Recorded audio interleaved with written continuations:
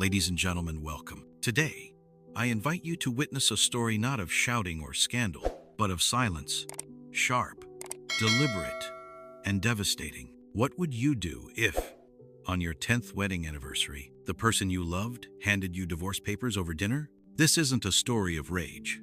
It's a story of quiet revenge, of dignity reclaimed, of a man who lost everything and calmly took it all back. Let's step into the world of broken vows and rising power. This is Narrative Nexus. Welcome to Narrative Nexus. And today, I'll be taking you into the story titled, "She Served Me Divorce Papers Over Dinner, so I erased her from the company she stole." This true-to-life story unfolds on the 14th of June, 2022, in the heart of San Francisco, California, inside a branding agency built by two partners, until one tried to take it all. The setting? A seemingly successful marriage, a thriving business, a power couple admired by many. But behind the smiles was a silent betrayal, and a man pushed to the edge, not with rage, but with quiet, calculated clarity. Our main character, a devoted husband, a brilliant creative director, and the silent architect of everything she tried to claim as her own. Let's discover how his silence became strategy and how he turned heartbreak into power. If this is your first time here at Narrative Nexus, don't forget to like, subscribe, and join us for stories that cut deep, because sometimes the quietest revenge is the one that lasts forever. I thought we were celebrating us. Turns out she was celebrating her freedom. That night, the wine was perfectly chilled. The table was set with candles flickering gently between our plates. Her favorite steak medium rare sizzled fresh from the grill. I wore the navy shirt she once said brought out my eyes. It was our 10th wedding anniversary, and while I expected a toast, maybe a quiet thank you for the years I'd given her, she handed me a crisp white envelope. I smiled naively. "Is this a surprise trip?" She looked at me like I was a fool. "No," she said. "It's time." Inside were divorce papers, signed, dated, final. I looked at the papers, then at her. She didn't blink. She didn't flinch. She took a sip of wine, glanced at her phone, and said, "I'll be staying at the Westin tonight."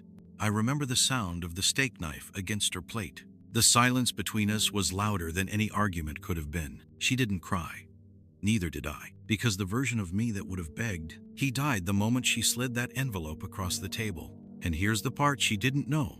I wasn't just her husband. I was the man who built the company she claimed as hers. I was the architect of the life she was trying to walk away with. So I let her walk. I let her believe she won. I let her sip her wine and vanish into that cold hotel room, thinking she'd left me behind. But what happened next, no one saw coming. They say betrayal doesn't happen overnight. And maybe that's true. Maybe it starts in the tiny cracks, the missed glances, the dinners eaten in silence, the way her eyes stayed on her phone just a second too long. Looking back, it was all there. But love makes you blind, and when you're building something with someone you love, you assume they're holding the same hammer. We met 13 years ago at a branding workshop I hosted for local startups. She was sharp, fresh out of grad school, full of ideas, full of charm. She stayed after to ask questions. 1 hour turned into 3. I hired her a week later, my first assistant in a company that barely had a logo. We were a team in every sense. Mornings were spent pitching clients. Nights were spent on ramen and redesigns. When I couldn't make payroll, she offered to go unpaid. When her father passed, I flew across the country just to hold her hand at the funeral. 3 years in, we married. Quiet, simple, just us on a beach with 2 witnesses. She didn't want a ring. She said she wanted equity. I gave her both. As the business grew, so did her role. From assistant to account manager, from manager to co-director. At 5 years, she insisted we separate personal from professional. "No more calling me babe in emails," she joked. "Let's be leaders." I thought it was maturity. Turns out it was calculation. By year 8, she was the face of the company. I stayed behind the scenes by choice. I liked building. She liked shining. She started going to industry mixers alone, taking calls in another room.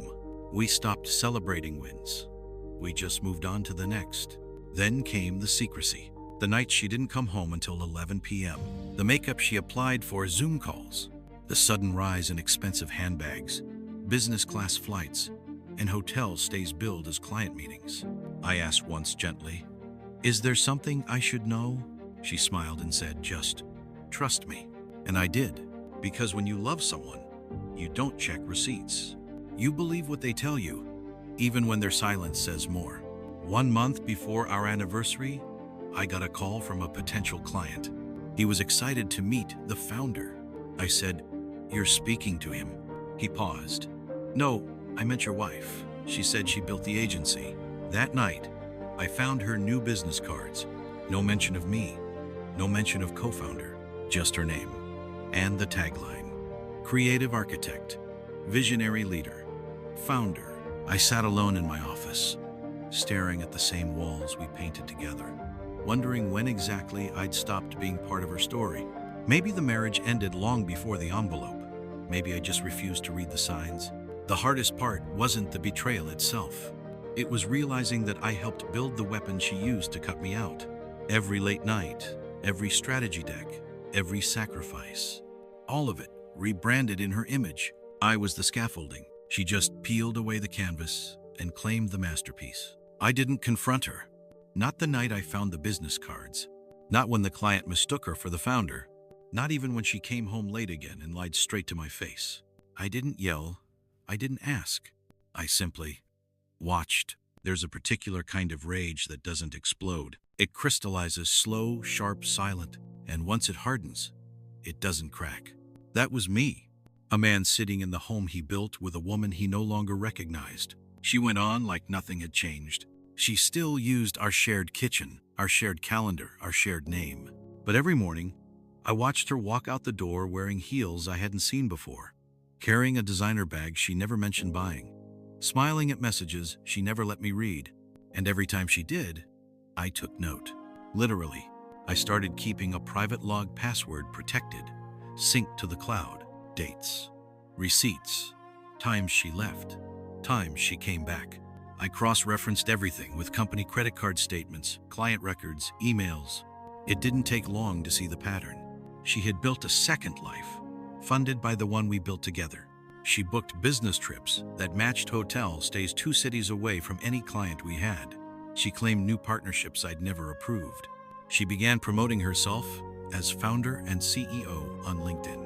And yet she had no idea I was watching. I started changing things, subtly. I created backups of all our client databases and moved them to a private server.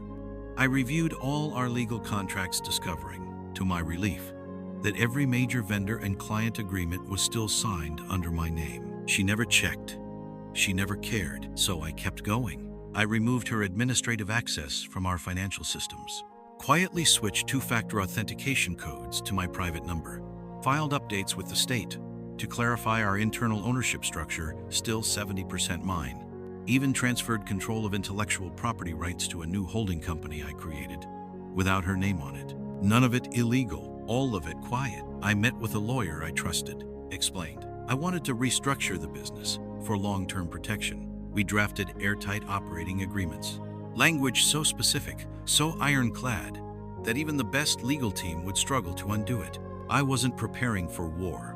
I was simply building a bunker, brick by silent brick. At home, I played the same role I always had. I made coffee in the mornings, left her favorite granola on the counter, pretended I didn't notice her missing dinners, her midnight texts, the perfume that wasn't hers, because I needed time. Time to rebuild the company beneath her feet without her noticing. Time to separate what was mine from what she only pretended to share. She thought I was asleep, but I was wide awake. And by the time I was done, she would never see it coming. The twist didn't come with screaming. It came with a calendar invite. Silicon Valley Brand Summit. Keynote speaker, Julia Hartwell, founder and visionary. Her name, her photo, Herr Tüttel, front and center on every promotional banner, email blast, and website pop-up. I wasn't angry, I was calm. Because the summit was co-sponsored by a client I'd brought in years ago, someone who still sent me holiday whiskey and thanked me for changing his life. So I made a call. 3 days before the event, her name was quietly pulled from the program, replaced with a vague "to be announced." No explanation, no press release. The silence was the first warning.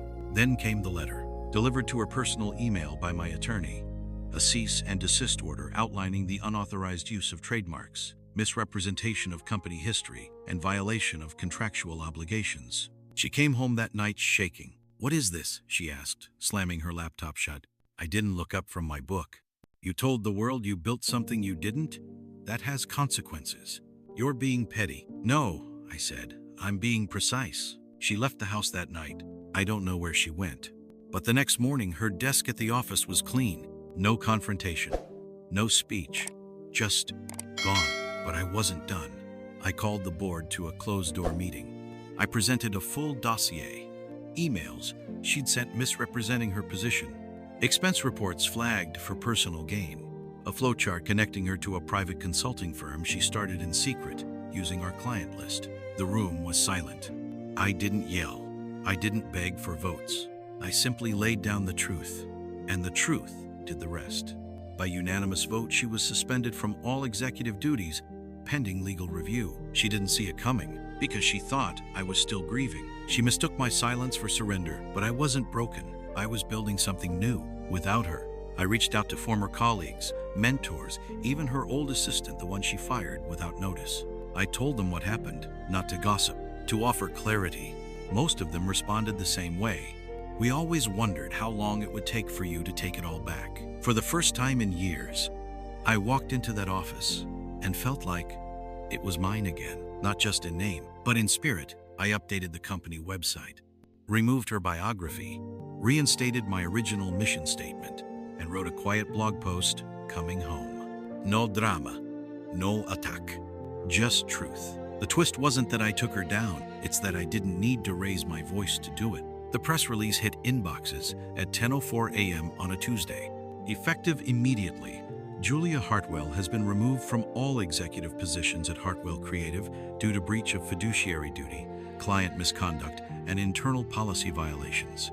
No quotes, no spin. Just a clean, clinical cut. It spread fast. Industry blogs picked it up within the hour. LinkedIn threads were flooded with speculation.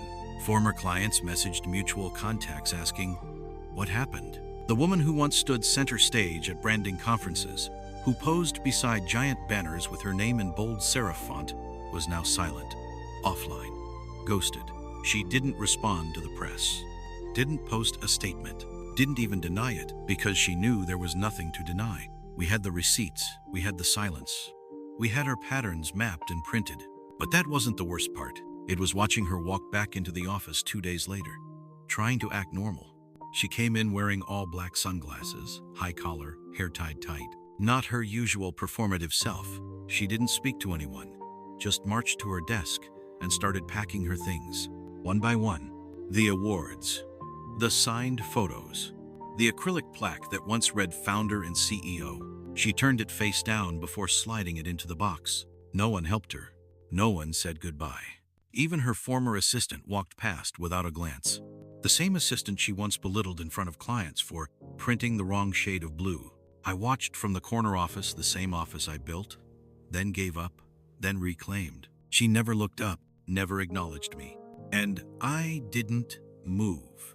Not out of cruelty, but because I didn't need to. She was walking herself out, not in handcuffs, not by force, but with a silence louder than any public scandal.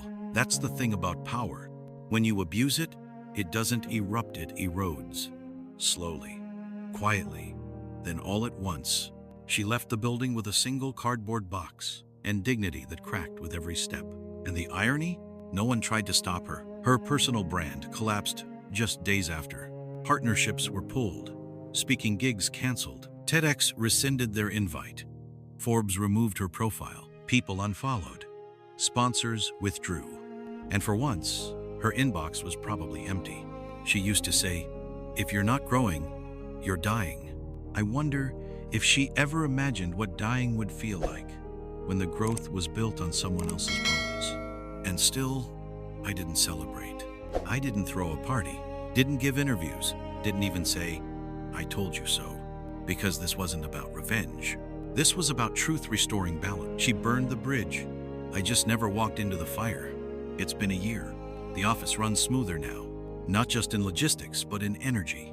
No tension behind closed doors. No whispered worries about credit or recognition. Just work real, honest work. I come in later these days, not out of laziness, but out of peace. The kind of peace that lets you wake up, pour your coffee, and not feel like you're walking into battle. I changed the name of the company, dropped the last name, kept the vision. People adjusted quickly. Clients stayed. Some even sent letters, "We're glad it's yours again." I didn't remarry, didn't even date. I focused on myself, the parts of me I'd buried while trying to hold a marriage together. The version of me that liked slow mornings and jazz records and Sunday hikes alone. She moved out of state, I heard. Tried starting something new. It didn't take off. And maybe that used to matter to me, whether she succeeded or failed. But now, it doesn't. Because the real win wasn't in watching her fall. It was in learning I didn't need her to stand. There's something sacred about silence. The kind that follows closure, not avoidance. Not the silence of ignoring pain, but the silence that comes after you finally walk through it. Sometimes, people ask me if I miss her. I think they expect me to say no, but I do. Not the version who left me, not the persona she sold to the world, but the girl who sat on the floor of our first apartment, eating cold noodles and drawing logos on napkins with me at 2 a.m. I miss who we were before the ambition devoured the intimacy. But I've made peace with that too, because people change, and sometimes they don't change with you. They change away from you. And when that happens, you have two choices. Chase them or choose yourself. I chose me, and in doing so, I found something better than revenge. I found clarity and freedom, and a version of myself I actually like waking up to. Not all storms arrive with thunder. Some come quietly through betrayals you didn't expect, from people you trusted most. This story teaches us that strength isn't always about how loudly you fight, but how wisely you choose to respond. Silence isn't weakness. It's awareness, and when used with intention, it can be the most powerful voice in the room. The man in this story didn't seek revenge for the sake of ego.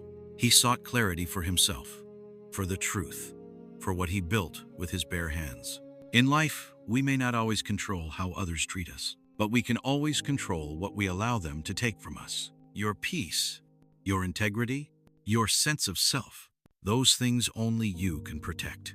So, if you've ever felt erased, betrayed, or silenced, remember this. You don't have to scream to be heard. You don't have to burn bridges to rebuild. Sometimes, you just need to quietly take it all back. He didn't scream. He didn't slam doors. He simply stood still, watched, and waited until it was time to act. Now that you've heard his story, we want to hear yours. What would you have done in his place? Would you have stayed silent or confronted her sooner? Should he forgive and move on completely? Or is there something more he deserves: an apology, a closure, or even a new beginning? Drop your thoughts in the comments below. We read every voice, and your perspective might be exactly what someone else needs to heal. And if you've ever experienced betrayal, silence, or that moment when someone you love turns away, you are not alone. This space is for you. Let's support this man not just with sympathy, but with insight, advice, and maybe hope for what's next. Your words matter here. Speak them.